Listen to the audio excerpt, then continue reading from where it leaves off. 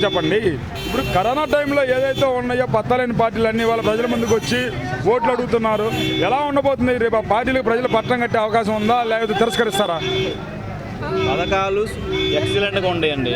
ప్రతి పథకం సామాన్య ప్రజలకి జగన్ చెప్పిన మాటలు మొత్తం గుండెల్లో గుచ్చుకొని ఉండేవి.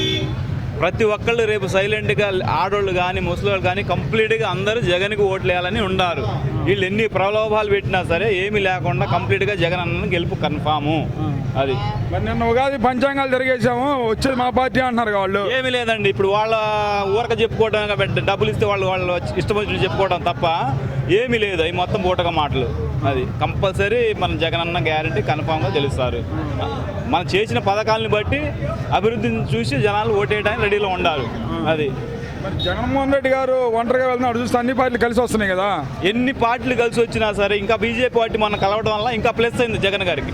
ఎందుకంటే ముస్లిం మైనార్టీ, బీజేపీ మొత్తం వ్యతిరేక పార్టీ ముస్లిం మైనార్టీ ఓట్లు మొత్తం కంప్లీట్గా మన వైఎస్ఆర్ పార్టీ పట్టడానికి అవకాశం ఉంది.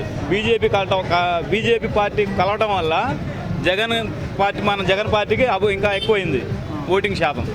అది ఏదైతే ఉందో టీడీపీ, జనసేన, బీజేపీ కూటమి రేపు అధికారులకు వస్తే మొదటి సంతకం ముస్లిం రిజర్వేషన్ల మీద ఉండిద్ది, అవి తీసేస్తాము రిజర్వేషన్లు అంటున్నారు. అందుకనే వాళ్ళకి ఇప్పుడు వాళ్ళు చెప్పారు కాబట్టి ఇప్పుడు ముస్లిం మైనార్టీ ఓటింగ్ శాతం మొత్తం కంప్లీట్గా వ్యతిరేకం. వాళ్ళు తీసేస్తామన్నారు కాబట్టి మొత్తం కంప్లీట్గా ముస్లిమ్స్ ఓట్లు మొత్తం టీడీపీకి వేయరు. అది ఒకసారి చూడండి, నమ్మని అన్నాడు చంద్రబాబు నాయుడు. అసలు మోసం మాటలండి. ఇప్పుడు ఇదివరకు ఏం చెప్పారు, నేను వస్తే నిరుద్యోగ వృత్తి అన్నాడు.